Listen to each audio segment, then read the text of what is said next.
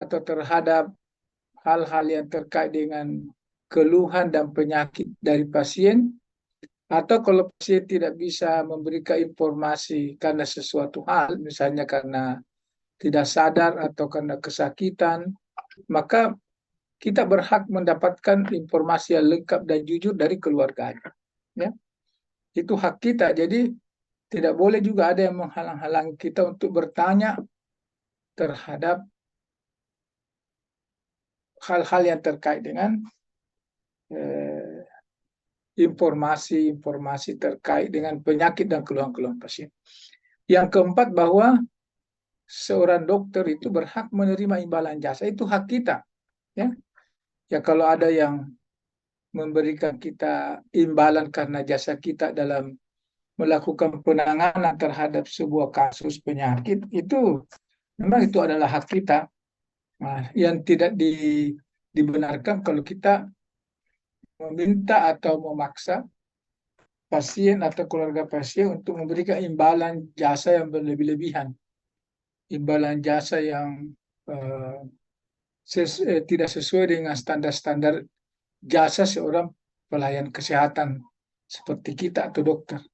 Karena dokter itu punya standar-standar imbalan jasa, baik dokter umum, dokter spesialis maupun dokter subspesialis, bahkan jenis-jenis tindakan yang kita berikan itu juga sudah punya uh,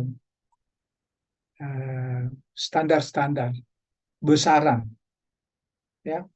Bahkan kalau kita dengan BPJS, pasien-pasien BPJS itu sudah punya coding atau sudah punya eh, pe, daftar atau list penyakit-penyakit dengan kode-kode tertentu yang juga terhubung dengan berapa besaran biaya jasa medik dari seorang dokter. Nah, itu adalah hak kita, ya. Kecuali kalau dokter dengan sukarela memberikan keringanan kepada pasiennya, itu di luar, itu adalah urusan pribadi seorang dokter. Ya, ini adalah hak seorang dokter, ya. Yang berikutnya, adik-adik sekalian, ya,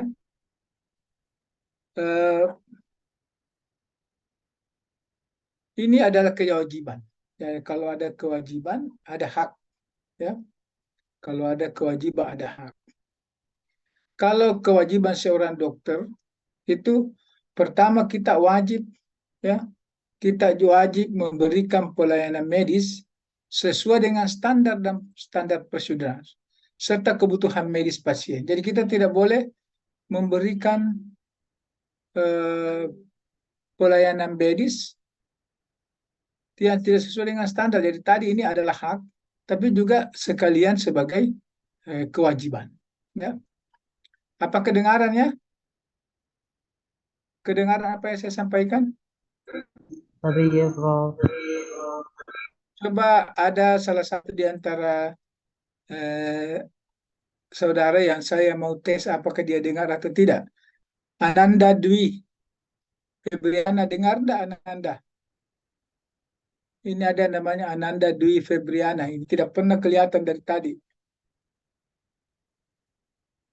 Tapi Prof, Ya, ya, Bem? Prof.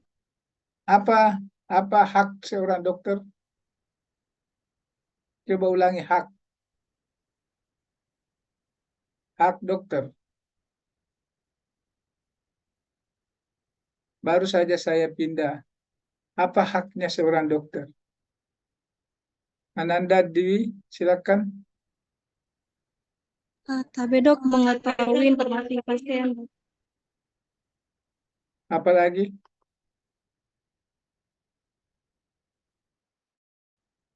Apalagi haknya, Ananda? Tapi dok, melaksanakan tugas sesuai standar. Apalagi? Coba ini Nurul Kalbi. Coba Nurul Kalbi. Apalagi Nurul Kalbi? Ada Dokter Ilma di sini, ya? Hadir enggak Dokter Ilma? Ini yang tidak ada terlihat videonya, saya anggap ini alfa, ya, tidak hadir dalam kuliah. Banyak sekali nih. Saya akan gampang saya foto ini, kemudian saya sampaikan ke Dokter Ilma bahwa yang tidak kelihatan videonya itu saya anggap tidak hadir kuliah. Setuju? Ya, setuju ya.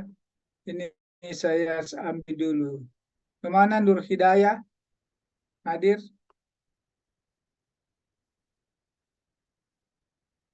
Masih banyak ini yang tidak ini. Nurul Kalbi juga belum dari tadi ini. Nurul Kalbi, Husain Abdullah, kemudian Deva Putri, Andi Fitria, Farah Diba. Ini semua ini belum muncul ini.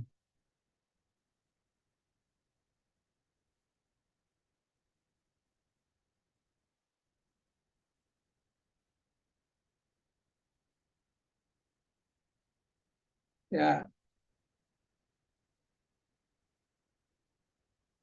baiklah, saya sudah ambil gambar. Yang lain tolong perhatikan ya. Jadi yang tidak muncul videonya itu saya anggap tidak hadir. Baik, berikutnya kewajiban. Ini kewajiban dokter itu pertama adalah memberikan pelayanan medis sesuai dengan standar profesi dan standar prosedur operasional ya. Kemudian yang kedua, merujuk pasien ke dokter, ya, merujuk pasien ke dokter atau dokter gigi lain yang mempunyai keahlian dan kemampuan yang lebih baik apabila tidak mampu melakukan sesuatu ya. Jadi kalau misalnya kita tidak mampu ataupun mampu tapi kita tidak punya sarana prasarana, tidak punya alat, atau kita tidak punya pendamping perawat, misalnya kalau kita mau melakukan sesuatu, maka kita harus wajib ya untuk melakukan rujuk ke pasien kita ke dokter yang lain atau ke dokter spesialis yang sesuai dengan keahlian bidang yang kita akan tangani. Jadi kita harus wajib, tidak boleh kita melakukan sesuatu yang sebenarnya kita sudah tidak mampu tapi kita paksakan untuk melakukannya ya. Kemudian ini adalah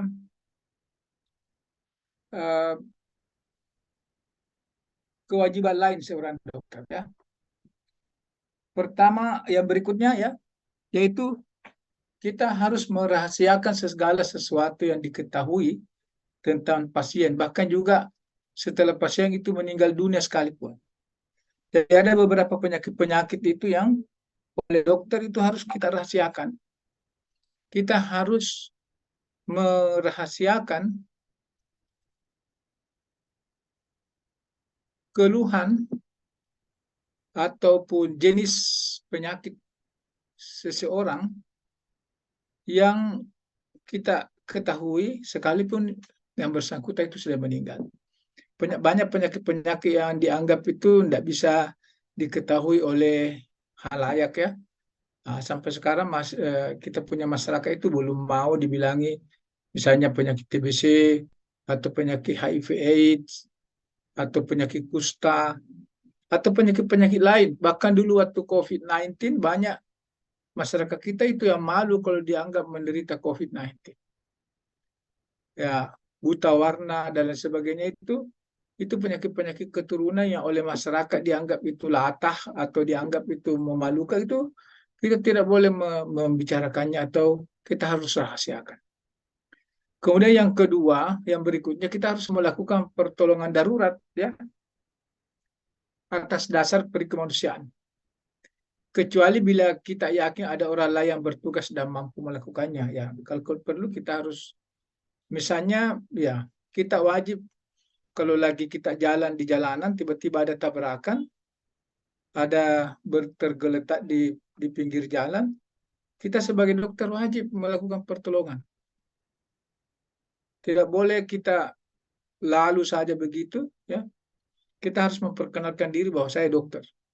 Kalaupun sampai kemudian kita meyakini bahwa pasien itu sudah tertangani, sudah dibawa ke rumah sakit.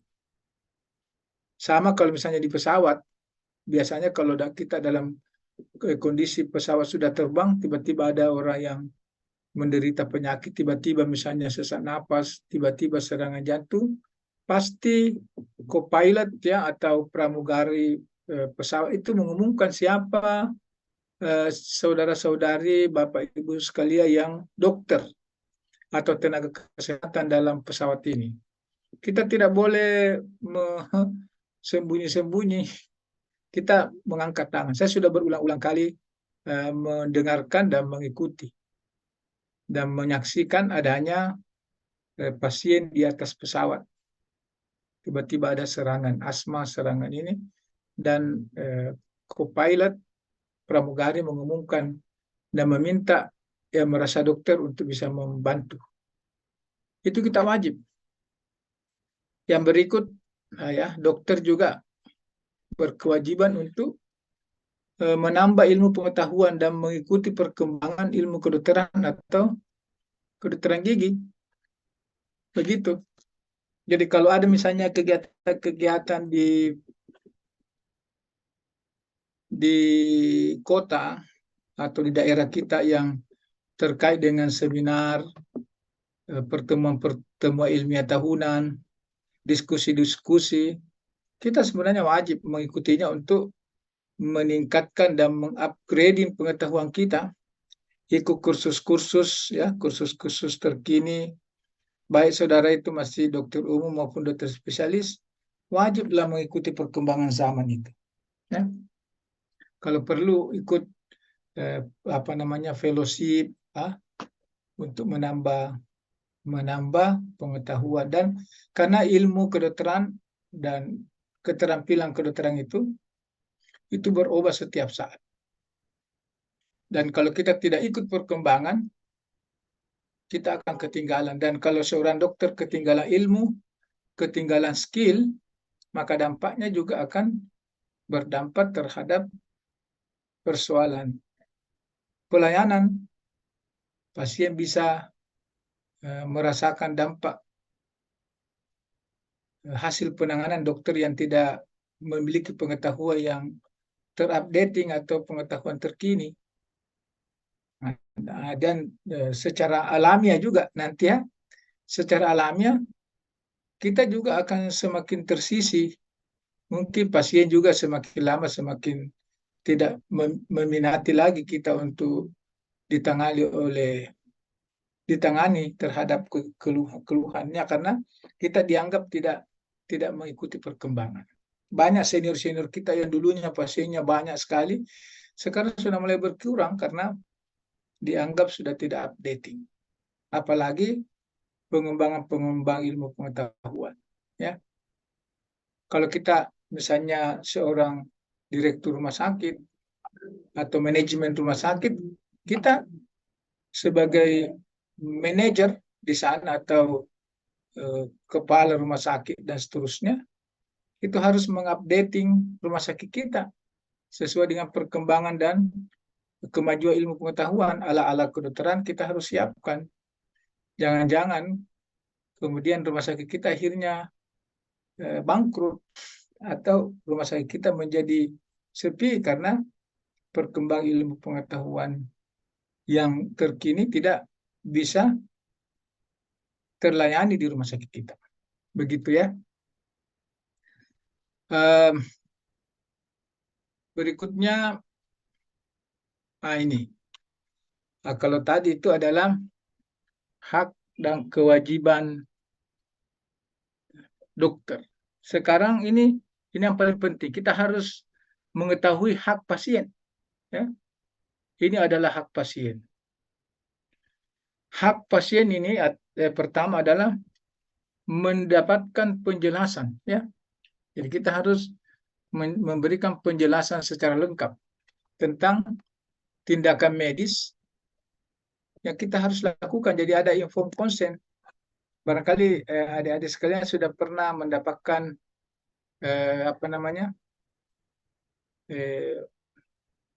kuliah dengan judul informed consent.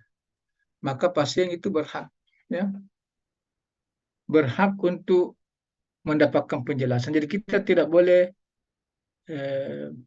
kikir, atau kita tidak boleh menahan-nahan apa yang harus kita jelaskan kepada pasien, karena pasien itu hak. Begitu kita tidak jelaskan, pasien bisa menuntut. Kemudian pasien juga bisa meminta pendapat dokter atau dokter spesialis lain. Jadi kita tidak boleh marah atau tersinggung misalnya kalau seorang pasien itu mengunjungi dokter lain atau mengunjungi dokter spesialis lain untuk mendapatkan penjelasan, karena mungkin dia tidak puas dengan penjelasan kita. Dia berhak pindah juga, tidak apa-apa, dia tinggalkan kita. Bahkan sesungguhnya ini yang biasanya terjadi.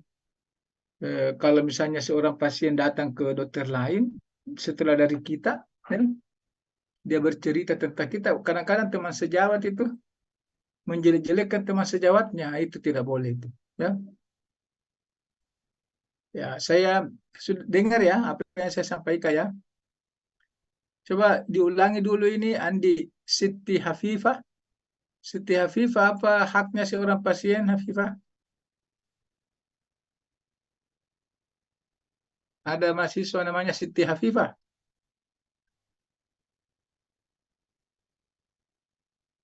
Atau Salsabila?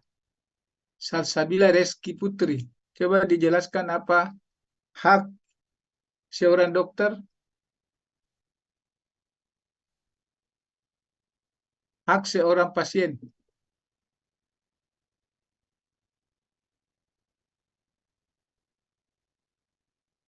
Al-Qadrah, Al-Qadriyah. Ini Al-Qadriyah. Coba Al-Qadriyah diulangi. Apa hak?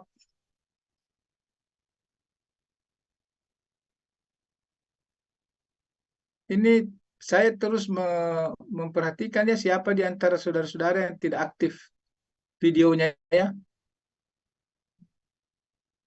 Setiap saya minta menjawab kemudian tidak muncul di video, saya anggap alpa. Ya, saya anggap alpa. Andi Nailal Huda, mana Andi Nailal Huda? Apa haknya seorang pasien, Nailal? Coba diulangi.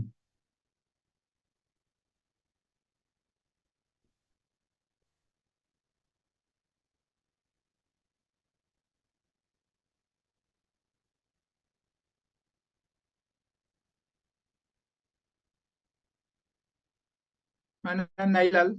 Andi Nailal sudah muncul. Ini Rofita Sari juga baru muncul. Apa haknya seorang dokter, seorang pasien, Rofita? Apa hak pasien, Rofita? Coba, Iya, Prof. apa haknya seorang pasien? Yang pertama itu, Prof, mendapatkan penjelasan secara lengkap tentang tindakan medis sebagaimana dimaksud dalam pasal 45 ayat 3, Prof. Kemudian yang kedua itu meminta pendapat dokter atau dokter gigi lain, kemudian mendapatkan pelayanan sesuai dengan kebutuhan medis. Selanjutnya menolak tindakan medis dan mendapatkan isi rekam medik. KB, Prof. Nah, kalau yang lain itu ya aktif ya, dibuka dibuka videonya. Saya terus memantau ini. Masih ada yang dari tadi tidak muncul-muncul. Ini seperti Ilma Awalia ini tidak muncul-muncul ini. Ilma Afdalia, Hafsadara Pona ini tidak pernah muncul-muncul ini. Jadi seperti itu ya. Jadi mendapatkan pelayanan sesuai dengan kebutuhan medis. Ya. Kemudian berikutnya menolak tindakan medis. Jadi dia itu berhak menolak. Jadi kalau ada pasien menolak dan tidak mau ditindaki, ya kita tidak boleh memaksakan. Baru beberapa hari lalu saya mau melakukan operasi besar di rumah sakit Unhas. Tiba-tiba pasien saya sudah terpasang semua baju baju steril, sudah dikasih tidur, tinggal saya operasi, tiba-tiba bergerak dan buka semua baju sterilnya, kemudian mengatakan saya tidak mau operasi, saya takut. Kemudian langsung bangun. Nah, langsung saya membatalkan operasi. Tidak boleh kita memaksakan pasien itu untuk kita operasi kalau memang dia menolak untuk dilakukan operasi. Ya. Yang berikutnya mendapatkan isi rekam medik. Ya. Isi rekam medik itu maksudnya bukan rekam mediknya, tidak boleh pasien mengambil rekam medik kemudian dia bawa pulang. Nah, apalagi misalnya dia ikut masuk di dalam, kalau rekam medik online, tapi dia berhak mendapatkan misalnya hasil laboratoriumnya, hasil foto ronsennya, dan seterusnya, ya dia berhak untuk bisa dapatkan itu, tapi tidak bisa dia ambil satu paket rekam medik itu, tapi dia berhak mengambil, mengetahui, dan seterusnya. Ya, tidak bisa dirahasiakan. Kemudian ini juga masih ada hak, ya. Jadi mendapatkan penjelasan secara lengkap tentang tindakan medis sebagaimana dimaksud dalam pasal undang-undang ini, ya. Pertama, mendapatkan penjelasan tentang diagnosis. Kalau ada pasien bertanya, apa ini penyakit saya? Dan bagaimana nanti kira-kira penanganannya, itu dia berhak dan kita harus jelaskan. Kemudian apa tujuannya ini saya dioperasi, apa tujuannya ini saya dibiopsi, apa tujuannya ini saya di ronsen, apa tujuannya saya diambil darah, itu dia berhak mengetahui dan kita wajib ya mendapatkan penjelasan tentang risiko atau komplikasi-komplikasi yang mungkin terjadi. Ya. Kemudian prognosis terhadap tindakan yang dilakukan. Kalau misalnya habis operasi bagaimana? Kalau misalnya tidak dioperasi bagaimana? Apakah saya hanya mengikuti satu kali operasi saja ini atau akan mengikuti operasi ini berulang-ulang? Seperti itu ya. Jadi pasien itu berhak.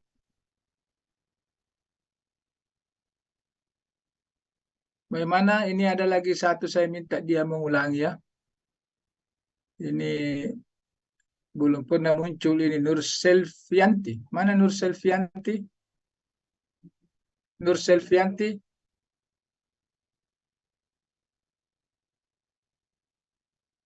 Nur Selvianti coba diulangi.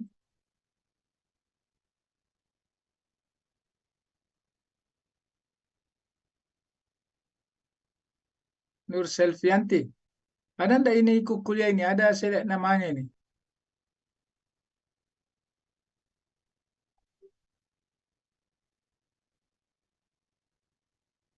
Ya, tolong dibuka videonya ya supaya saya mengerti bahwa saudara-saudara itu ikut. Tetapi selain itu, ya, tapi selain itu pasien juga punya kewajiban, ya. Pasien juga punya kewajiban. Pertama itu memberikan informasi yang lengkap dan jujur tentang masalah kesehatan. Tidak boleh dia menyembunyikan sesuatu yang dia ketahui tentang penyakitnya. Sekalipun itu memalukan untuk dirinya atau itu rahasia pribadi dirinya. Kalau kepada pasien itu dia harus wajib menjelaskan. Karena kita berhak mendapatkan penjelasan itu, ya. Kemudian dia wajib mematuhi nasihat dan petunjuk dokter. Tidak boleh dia kalau kita kasih tahu harus minum obat 3 kali, dia cuma minum 1 kali. Kita minta datang besok, dia tidak datang. Misalnya kita larang, misalnya tidak boleh keluar rumah dulu Bu ya, karena ini berbahaya, atau tidak boleh terlalu banyak jalan dulu. Nah, kalau dia tidak dengar ya, itu sama dengan dia bermain-main dengan dokternya. Dia wajib mematuhi ketentuan berlaku dan wajib juga memberikan imbalan jasa atas pelayanan yang diterima. Tidak boleh pasien tidak mau bayar atau tidak mau bayar BPJS atau dia mau bayar asal-asalan saja. Ya, yang biasa itu banyak yang memprotes kenapa terlalu banyak dia harus bayar. Ya, seperti itu. Jadi harus ada antara dokter dengan pasien, sebenarnya itu harus ada hubungan komunikasi yang baik antara kedua pihak ya, sebelum, sementara, dan sesudah dilakukan tindakan. Saya kira itu ya kuliah saya yang pertama tentang hak dan kewajiban dokter dan pasien. Masih ada waktu kurang lebih 5 menit jika ada di antara adik-adik sekalian yang mau bertanya atau mau menyampaikan sesuatu ya. Kalau ini masih ada, saya lihat ini tidak ada videonya ini ya, seperti Sirena Arista Suhatri, Audrey Rahman, mana itu orangnya? Ini Fitriani, gelap gulita ini kamarnya ini. Ini juga Serina Arista Suhatri, ini masih gelap gulita ini. Ada yang ingin ditanyakan atau ada yang ingin disampaikan sebelum kita pindah ke topik yang lain? Silakan, ada di antara adik-adik sekalian.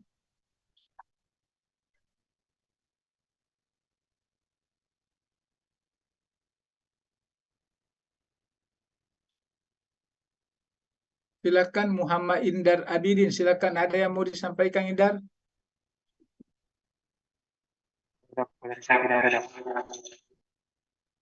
Kalau Nur Fadilah Fikriah, ada yang mau disampaikan Fadilah?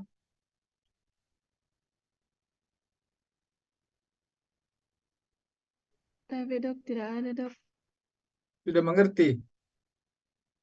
Fitriani, ada yang mau disampaikan Fitri?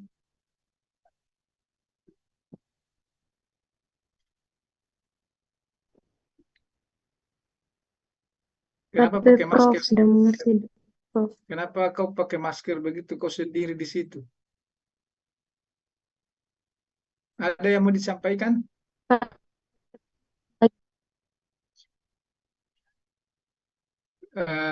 Terakhir Fahrunisa Ilmi, ada yang mau disampaikan? Ilmi? Tapi Prof, tidak ada. Jadi kalau dengan demikian saya anggap materi kuliah saya yang pertama itu sudah selesai ya. Kita segera pindah ke materi berikut. Tapi saya beri kesempatan kurang lebih 10 menit untuk beristirahat dulu. Yang mau ke toilet silakan ke toilet, yang mau makan silakan makan dulu. Tapi tidak boleh keluar dari meeting. Tetap videonya. Iya Prof, sudah bisa dimulai Prof. Sementara dihubungi juga yang lain biar gabung. Ya, kalau bisa sampai 100 ya, karena ada lebih 120-an barangkali itu. Tolong diminta untuk hadir masuk semua. Tentunya kami ucapkan selamat khususnya kepada orang tua dan suami dan keluarga, karena dalam waktu yang singkat, dalam waktu 5 semester, Dokter Ade bisa Baiklah, jadi ini menyangkut tentang humaniora di bidang pelayanan kesehatan ya. Jadi karena terus terang ini Dokter Ade ini humaniora itu ya. Di sisi lain bersama keluarga, di sisi humaniora lain, itu adalah sebuah ilmu ya, pengetahuan yang mempelajari segala hal yang diciptakan atau menjadi perhatian manusia ya. Baik itu ilmu filsafat, ilmu hukum, sejarah, bahasa, teologi, sastra, seni ya, dan lain-lain sebagainya, itu yang terkait dengan masalah kemanusiaan ya. Jadi jangan lupa, saya minta ini Rizda Aulia, silakan diulangi Rizda. Tapi tentukan, coba dibaca itu di atas, apa itu humaniora Rizda? Tapi Prof, jadi humaniora itu adalah suatu ilmu pengetahuan yang mempelajari segala hal yang diciptakan atau menjadi perhatian manusia, baik itu ilmu filsafat, hukum, sejarah, bahasa, teologi, sastra, seni, dan lain sebagainya. Iya. Baik, terima kasih. Dan sesungguhnya humaniora itu ya bahasa singkatnya itu adalah manusiawi. Ya, ini sering mendengarkan kan istilah sangat manusiawi, memanusiakan atau beri kemanusiaan, ya, bersifat manusia, ya, manusiawi, memanusiakan, beri kemanusiaan. Itu adalah sesungguhnya bahasa yang menunjukkan itu adalah humaniora, ya, humaniora. Dan kalau misalnya humaniora di bidang kesehatan, ya itu rasa kemanusiaan kita yang muncul dari sifat seorang pasien sebagai manusia biasa yang kita layani, yang memiliki perasaan seperti layaknya apa yang kita rasakan, begitu. Ya.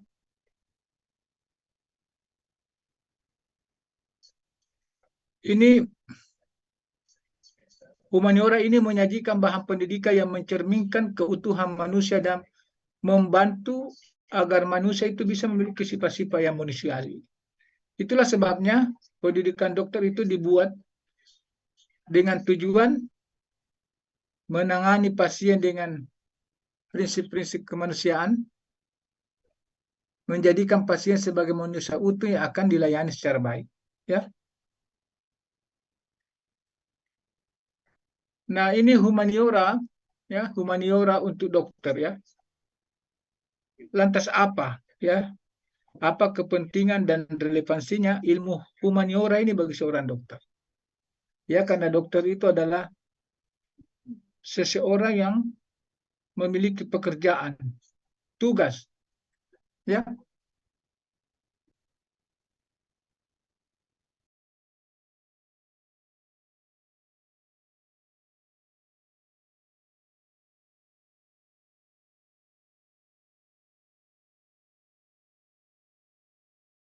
Karena dokter itu adalah seseorang yang memang pekerjaannya berhubungan langsung dengan masalah-masalah individu atau masalah-masalah sosial.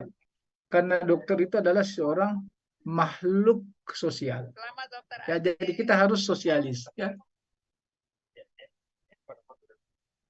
Jadi kita harapkan dalam hal ini akan lahir dokter-dokter yang memiliki perilaku, ya, perilaku yang manusiawi, yang memperlakukan pasiennya seperti dia dan dirinya sendiri itu ingin diperlakukan. Ya, coba kita ingat Sumpah Dokter, ya. Sumpah Dokter itu di dalam Sumpah nomor 1, saya akan membaktikan hidup saya guna kepentingan peri kemanusiaan. Karena memang kita ini dokter adalah dituntut untuk bekerja demi, ya, bekerja demi untuk manusia, dan bukan cuma itu, kita bekerja dengan menjunjung tinggi sifat-sifat kemanusiaan. Kita harus manusiawi, ya.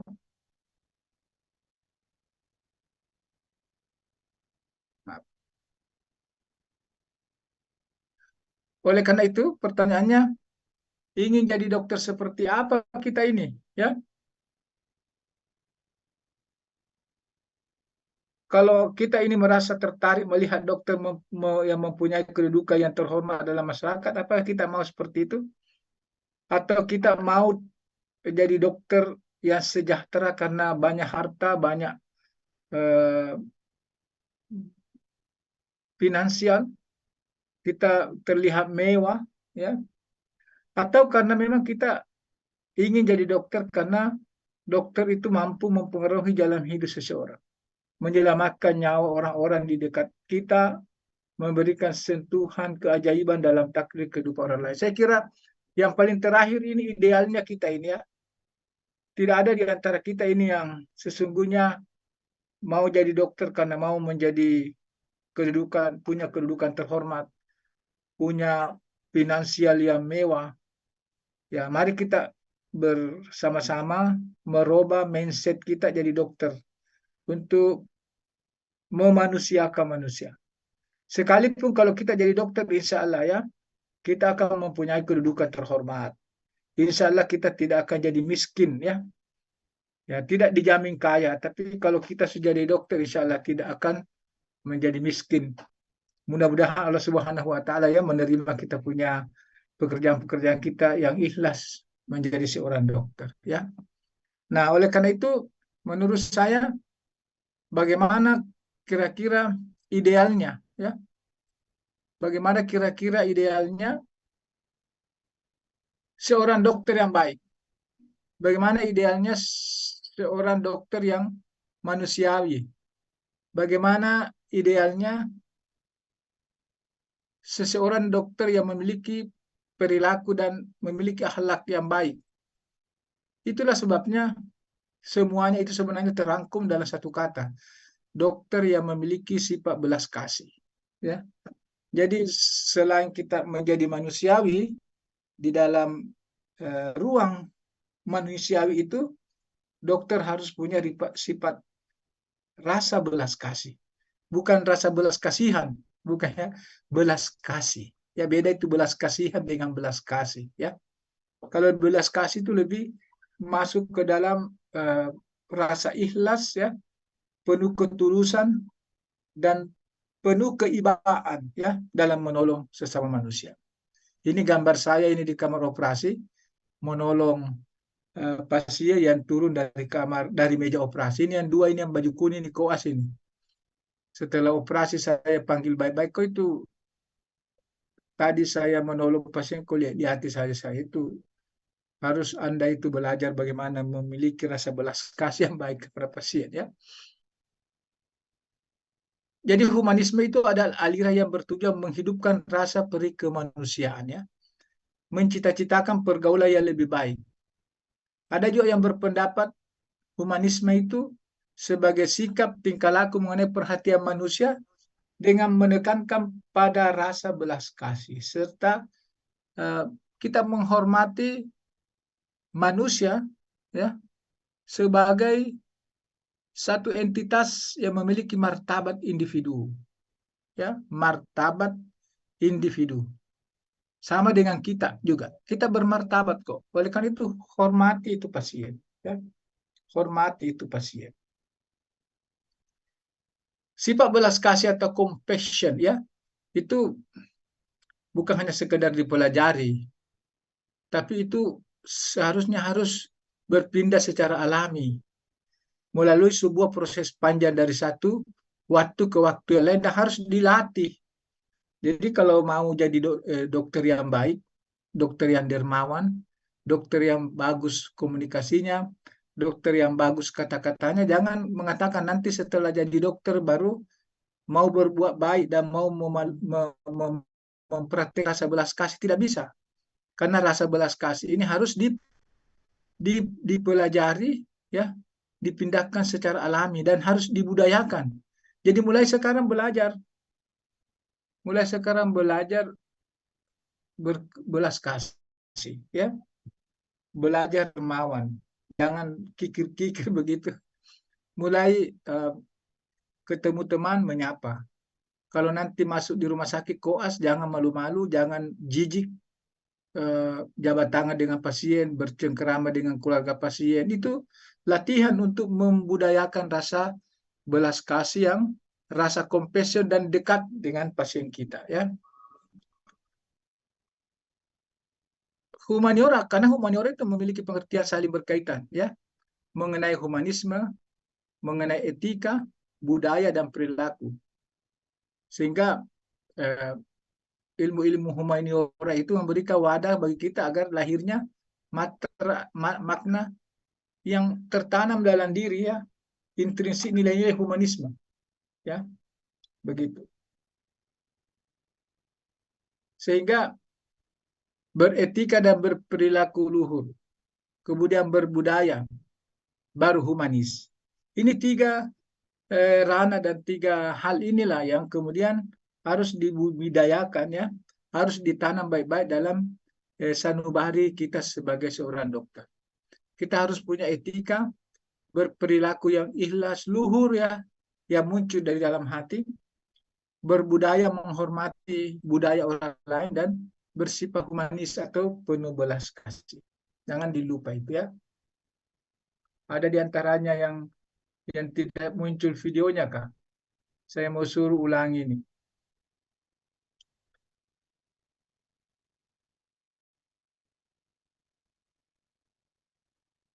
Mana Deva Putri? Ini yang kelihatan ini. Pelapon rumahnya saja saya lihat ini. Mana Deva? Deva Putri. Deva Putri, tolong diulangi ya. Ada 3 poin yang penting. Ini Deva ini tidak ada di tempat.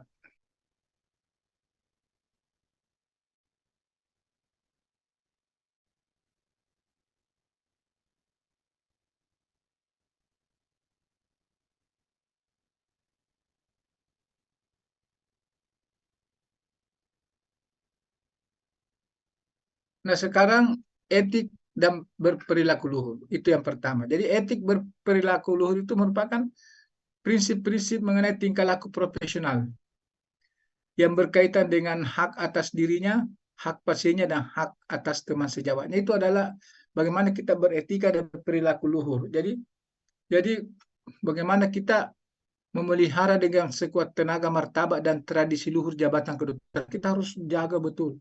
Kita ini dokter, dokter itu beda dengan profesi lain. Saya ini dokter ya, saya menjalankan tugas dengan cara terhormat, bersusila, bermartabat ya. Saya harus merahasiakan segala sesuatu yang saya ketahui karena apa yang saya ketahui tentang ilmu saya ya sebagai dokter. Saya harus memberikan kepada guru-guru saya penghormatan dan terima kasih yang selayaknya, memperlakukan teman-teman saya, kolega, teman sejawat, sebagaimana saya sendiri ingin diperlakukan. Itu adalah bukti-bukti etik dan perilaku luhur bagi kita ini seorang dokter. Ya. Kemudian berbudaya. Ya. Dokter itu suatu profesi yang berhubungan langsung dengan manusia. Dalam konteks makhluk yang sama berbudaya. Karena kita adalah makhluk individu, tapi ini di samping itu adalah ada duduk-duduk sama warga, dia bekerja bakti, ikut bercengkerama. Jangan dokter mau hidup sendiri, mewah sendiri, tidak mau berinteraksi dengan masyarakat sekitarnya, tidak akan bisa ya, tidak akan bisa berlaku baik. Berperilaku seseorang sedikit atau banyak terkait dengan pengetahuan. Karena demikianlah seorang dokter yang berbudaya. Kalau humanis, ya belas kasih, ya, kemudian bermartabat, menghargai pasien, ya, menunjukkan belas kasih dan mengerti akan rasa takut dan khawatir sekali terhadap pasiennya kalau ada apa-apa begitu. Dia selalu mengingat pasiennya mungkin mudah-mudahan sudah mulai membaik dan seterusnya. Berkomunikasi kepada pasiennya, ya, seperti dia berkomunikasi dengan temannya, berkomunikasi dengan keluarganya, baik ya begitu. Ya, lebih dari sekedar ya tidak merugikan fisik, tapi mental pasien kita juga jaga juga. Kita jangan menyinggung pasien ya. Jangan mentang-mentang kita dokter, pasien itu dari daerah, dari kampung, kemudian kita serba merasa lebih bermartabat. Tidak boleh, karena pasien dan dokter itu sama saja leluhur dan sama konsep sanubarinya. Sama ya. Jadi suatu sifat dan nurani yang disertai tindakan positif berupa belas kasih bukan kepada perasaan prihatin ya. Tapi harus dapat memberikan pertolongan dan memberikan tindakan agar penderita itu merasa ringan. Nah, ini adalah gambar yang saya cantumkan bahwa seorang dokter itu seharusnya merawat pasiennya setulus dan sejalan jiwanya luhur ya, seperti layaknya seorang ibu ya yang merawat anaknya atau bayinya yang sedang sakit. Bagaimana itu ibu kalau ada bayinya atau anaknya yang sakit? Seperti itulah seorang dokter harus mendekap, memelihara, merawat, memperhatikan pasiennya. Karena pasiennya itu orang sakit seperti layaknya bayi ibu. Jadi beruntunglah, ya apalagi kalau banyak saya lihat ini mahasiswa yang ambil etik ini dari kalangan ibu-ibu ini. Jadi bagaimana nanti adik-adik sekalian jadi dokter itu seperti layaknya Anda itu seorang ibu yang merawat anaknya atau bayinya yang sedang sakit. Ya. Saya kira demikian kuliah saya. Sebelum saya tutup kuliah ini, saya mau ingatkan lagi lafaz sumpah dokter ya. Saya coba perhatikan semua ya.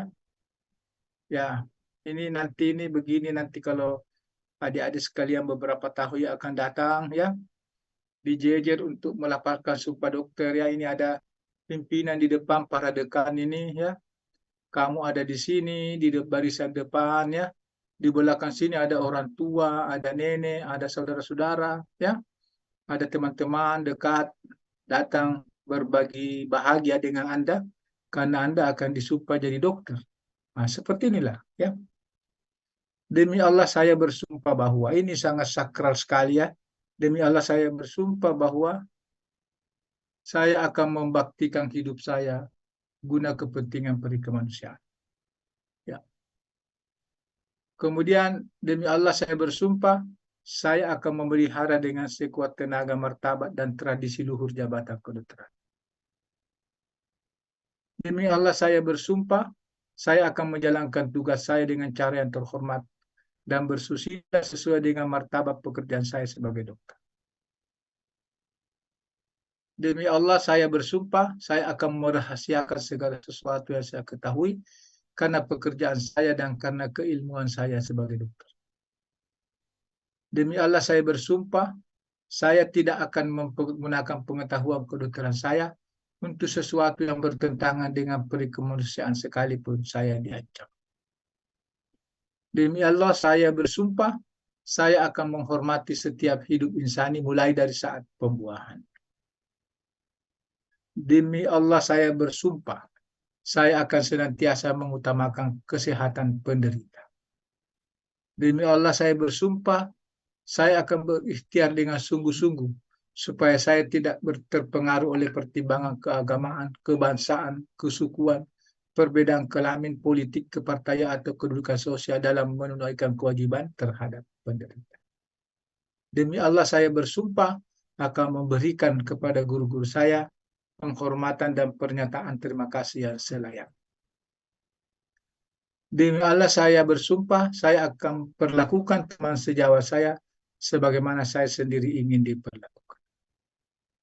Demi Allah saya bersumpah saya akan mentaati dan mengamalkan kode etik kedokteran Indonesia. Saya ikrarkan sumpah ini dengan sungguh-sungguh dan dengan mempertaruhkan kehormatan diri saya. Ya demikian deh adik-adik sekalian. Kuliah saya tentang humaniora di bidang kesehatan. Silakan kalau ada yang ingin didiskusikan atau ditanyakan. Silakan. Saya mau tunjuk. Ini Andi Rabiatul Adawiyah. Silakan Rabiatul, saya lihat ini mungkin